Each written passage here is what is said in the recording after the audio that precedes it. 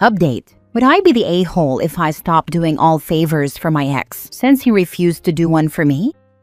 Original post. This is kinda sweaty, but my ex-husband Greg, 38 male, and I, 30 female, have 2 kids, Louisa 9 and Ted 7. We divorced over 5 years ago and co-parent very well.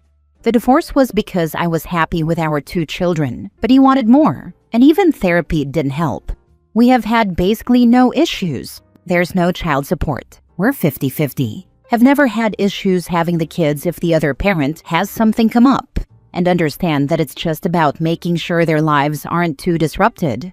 Greg remarried Tessie, 38 female, 4 years ago, and they have another child, a boy, with another about to make their appearance in this world in a few weeks. I am marrying my fiancé Luke, 36 male, in February. We've been together for about 3 years, and he's known my kids for 2.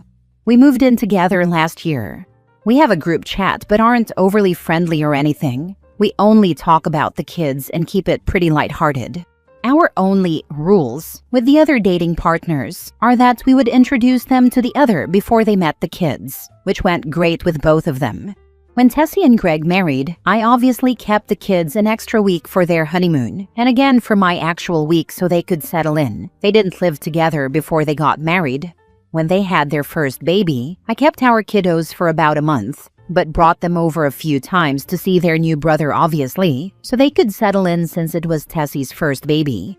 A few weeks ago, at one of Louisa's games, Tessie told me the date her C-section was scheduled for, which is in the middle of their custody week. I told her we were excited for them and of course I could keep them that week and my following week, and we could go back to normal their next custody period. She kind of hemmed and hawed and asked if we could keep them for another custody week to give them a month again, to get used to things.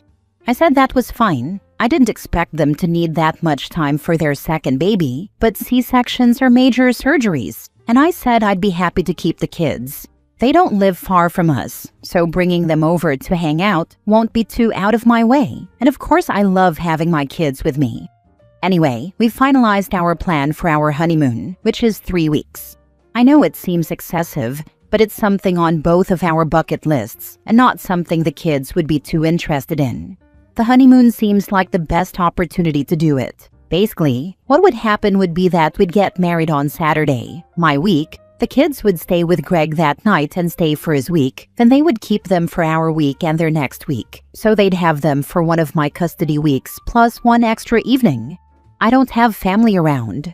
My parents died young, grandparents before them, and the aunt and uncle who helped raise me retired to New Mexico. 3-hour plane ride plus 2-hour drive at minimum. I have friends who have watched the kids before, but I didn't see a single issue with asking Greg to keep them for a week, since it seems like there's a bit of precedent. I texted him the general plan and emailed him a more detailed one with locations, days, times, etc., so he could know where we were / how to contact us if there was an issue. I thought all was well and good, but they never responded until a few days later when they emailed me what Luke and I jokingly now refer to as the manifesto. It was long, rambling, and repetitive. The gist of it was, what kind of mother goes on a 3-week vacation without her kids? I'm a terrible person in general for asking a young mother to have her stepkids full-time for 3 weeks, while I go and enjoy myself. She kept calling Tessie a young mother. I think she means mother of young kids, and I know it's not the point, but it kept annoying me. Also, it wouldn't be alone with her. Greg would obviously be there. I am a horrible co-parent for asking them to have the kids for 3 straight weeks while their kids are so young. Their newest baby will be 6 months old by then, by the way. Apparently, it's all well and fine that Luke and I don't want more kids. He has had a vasectomy and has known he didn't want kids of his own for a while, but we'd better not think that gives us permission to dump Louisa and Ted on them to gallivant around. I don't think I've ever gallivanted in my entire life. We needed to figure our own weeks out ourselves. This was not life or death, and it was ridiculous to ask them. I got petty after this, especially with them acting as if we are constantly dumping the kiddos on them. So I went through the last 4 years of texts and made a spreadsheet of how many times either of us has asked the other to keep the kids, along with the duration, on an Excel sheet. While we have both made these requests, they have done so for 87 nights, 52 times, versus my 12 nights, 8 times. Obviously, this makes sense since they have a baby, and I didn't send it to them or anything, but it was good to know I'm not crazy. My friends say I should tell them that, fine, I won't keep them during their custody time after their new baby comes. I'm not going to do that. I love my kids and want to see them as much as I can, but I do a lot extra for them. Just some examples. I, sometimes Luke, if he's off work, pick the kids up every single day after school. And on Greg's custody weeks, I drop them off at their house since he doesn't get off until 5. So Tessie doesn't have to take the baby out to pick them up. Keep in mind that she does not work anymore. Our divorce decree says that whoever's week it is must drop the kids off at the other parent's house. But I've been doing all of the back and forth for a while again because they have a kid and because it's not that far. 5-minute drive, 20-minute walk if it's nice. I take the kids to all of their appointments, do all of the school parent stuff during the day, etc. Since I have a super flexible schedule and Greg's isn't, he would need to use PTO for all of this. We usually split health insurance per the divorce decree. They're on his work's insurance, but since I take them to all of their appointments, I pay all of the co-pays. I keep a tally just in case I would end up owing him money, and I know what he pays towards the premiums, and in the past, it was minimal. But our daughter unfortunately has type 1 diabetes, which has gotten pretty expensive. It wasn't killing me, but Greg mentioned how tight money was once when I was bringing it up, and I decided that it's not affecting my life and our daughter needed it, so I've been letting it go. Their son has been in the process of being diagnosed with autism and has pretty bad meltdowns. This is all I know from Greg, so they call me pretty frequently to see if I can come and get the kids for a few hours if things are overwhelming. Of course, I love my kids and spending time with them, but I've had to cancel plans for this and they have not cared. Greg was in an accident and has been using my old car. I got a new one and hadn't sold the old one yet. It's not worth a ton or anything. For the past 7 months, with no effort to replace it. Greg travels sometimes for work, and they, Greg and the kids, have a cat over there. Normally, Louisa would take care of the litter box if Greg was traveling, but since her diagnosis and until we get her labs/health under some form of control, we both agreed that we don't want her messing with it. They let the cat go outside during the day. Since Tessie has been pregnant, she said she shouldn't have to. And Ted is a little young. He tried, failed, now he helps, LOL, so I've been doing it. Anyway, these are all benefits for them that I'm going to inform them are ending. I won't go back on my word to have the kiddos after she has her C-section, but the absolute gall of them to not do the one thing that I have asked of them and that I've done for them has brought me to this. Most of my friends say I'm not going far enough, but a few have said that it might cause a breakdown in our co-parenting relationship, which would affect the kids. That's really the only thing I care about, so now I'm hesitant. Now for the top comments before reading the update. Honestly, I would send an email with a spreadsheet, pretty badass in my opinion, and let them know that you don't appreciate their ungrateful attitude and that you are more than happy to go by the parenting agreement going forward. People want to be petty and ungrateful, and so do I, LOL. I just feel like the best thing for my kids is to have a good co-parenting relationship. My friend's parents were divorced and they did not get along and they made her childhood miserable. It's not their fault we didn't work out, and I want to do everything I can to make their lives not that much harder. But I agree, I need to stop being so accommodating.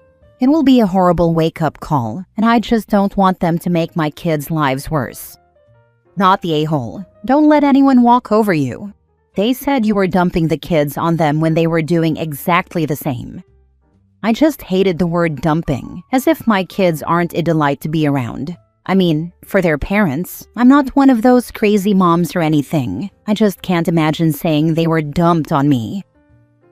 Now for the update. Hey everyone, I don't know how to link on mobile, so my last post is in my profile. I got way too overwhelmed with the responses, but like I thought, I was completely being taken advantage of, and the friends telling me to let it go can suck it. Joke, I know where they were coming from. They were just wrong. And Greg and Tessie do need to be introduced to my good friend reality. One thing I didn't mention in my last post is that Greg and I have a long history. I've known him forever since we moved to his mom's neighborhood when I was 4. We were always friendly, and then we started hooking up when I was in college and I got pregnant. In his defense, he 100% stood up, married me, took care of us, paid for everything while I finished school, and even paid for my college.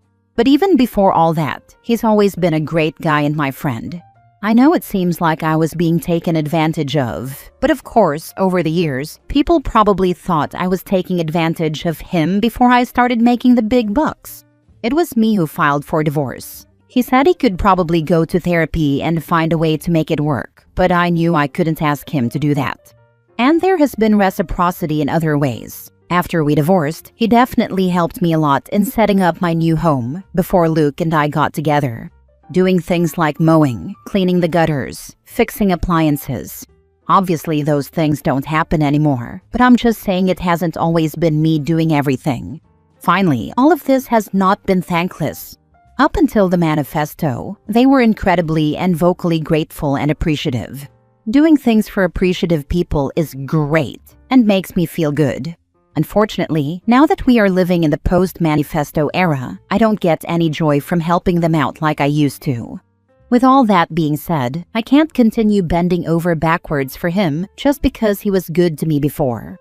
Anyway, I got pretty mad at myself after my last post and decided to respond to the manifesto. As I was hyping myself up though, Greg called. I was pretty amped, so I decided to answer.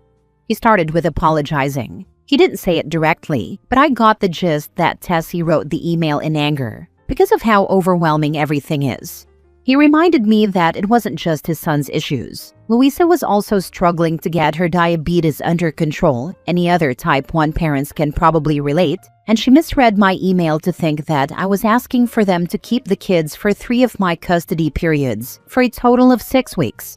Going back to the manifesto, I can kind of see where she was saying that, but it wasn't the most coherent thing to begin with.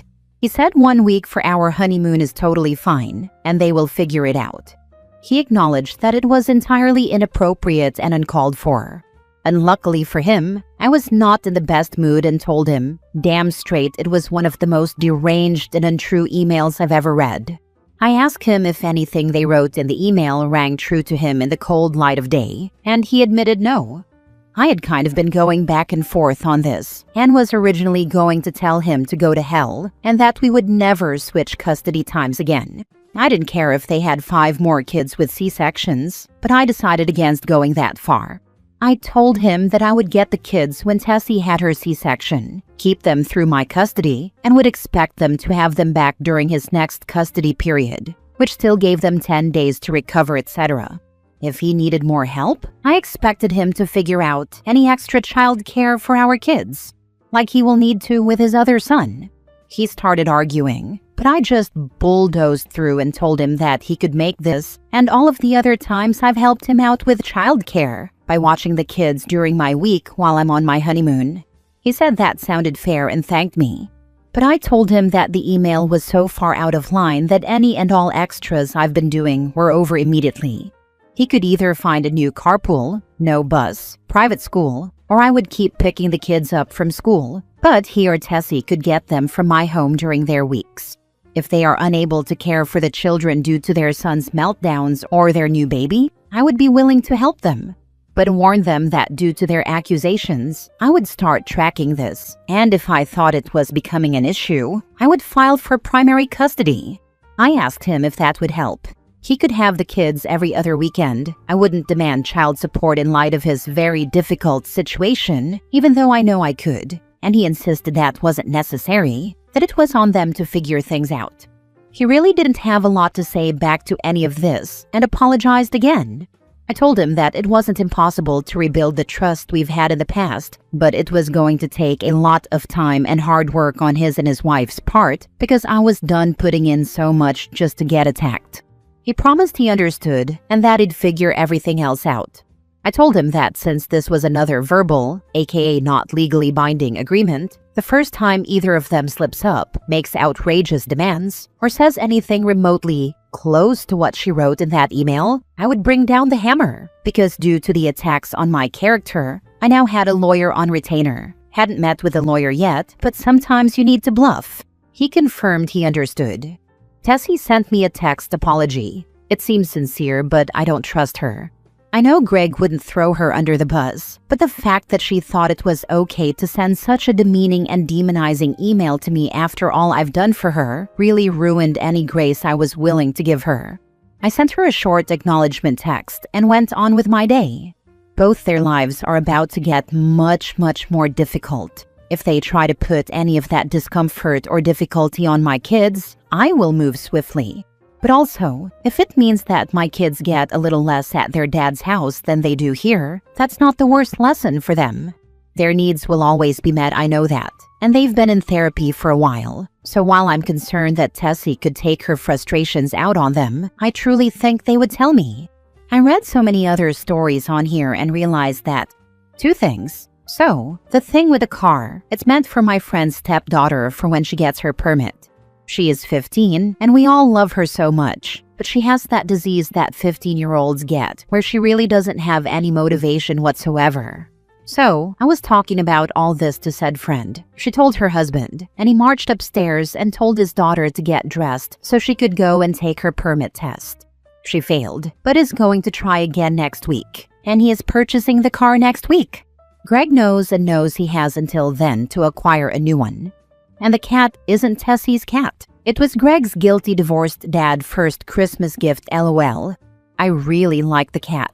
She's very sweet and snuggly, and I haven't minded helping, especially since Louisa does feel bad she doesn't do it anymore. Honestly, if it wasn't for that, I probably wouldn't have agreed to help. Luckily, the induction is soon, and Greg won't be traveling for a while, so it's a moot point. Obviously, if they were to decide to get pregnant again, they would need to hire someone to do the litter box going forward. I've probably only done it 3 times, but I see that was crossing some boundaries I should have put up. I'm going to keep enjoying the life that I've worked hard to build. I know they'll always be around and in my life, and it's unfortunate for them that the choices they made got them in this situation, but they're going to have to rebuild their village. I'm excited for the wedding and especially excited to go to Japan. Those things, and of course my kiddos, are my focus going forward. Peace. Good for you. Still gracious, but much less of a doormat. I suggest that you tell them both to reread her manifesto every single time they ever think about asking you for another favor, because they sure have burned themselves, both of them. Why do I know it's both? Because you know that the new wife has been saying this crap, insulting and disrespecting you to your ex, and he didn't shut her down. No one develops that ridiculous level of entitlement without spouting off in front of others and having them agree or say nothing. So next time he asks you for a favor, we know she won't, ask him if he is still letting her insult you in private, because he absolutely was. I actually did. When he started pushing back about no more favors, I told him to read the email again and call me back. Last story. Would I be the a-hole for refusing to let my mom move in with me after she sold her house to pay for my brother's wedding? So I, 29 female, bought my first home last year. It's small, but it's mine, and I've worked my butt off to get here. My mom, 56 female, has always been closer to my younger brother, 26 male. I'm not bitter. It's just how it's always been. He's the golden child, and I'm the independent one. Last month, my brother had a massive destination wedding, like $80,000 massive. I didn't know the full cost until my mom casually mentioned she sold her house to help pay for it. I was stunned. She said she was downsizing anyway, and that family comes first. Now she's asking to move in with me just for a few months. But here's the thing. She never asked me before selling her house. She didn't contribute a cent when I was struggling through college or saving for my home. She's always prioritized my brother, emotionally and financially. I told her no. I said I need my space, and I'm not comfortable with her moving in. She got upset and said I was being selfish and punishing her for loving her son. My brother called me and said I was being cruel, that family helps family, and that I should be grateful she even wants to live with me. Now I'm getting guilt-tripped by half the family, while some quietly telling me they get it. So, am I the a-hole for saying no? Tell her to move in with her son. Since they both knew about the house sale and he saved money by her paying for it, he can thank her by letting her move in. Also monitor your mail. She may change her address to yours to claim residency.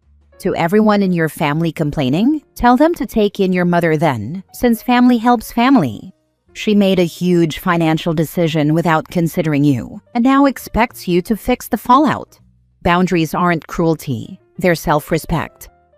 She can go live with a son she loves on so hard. For real, like if she had that much energy and cash for him, he should be the one opening his doors now. Actions have consequences.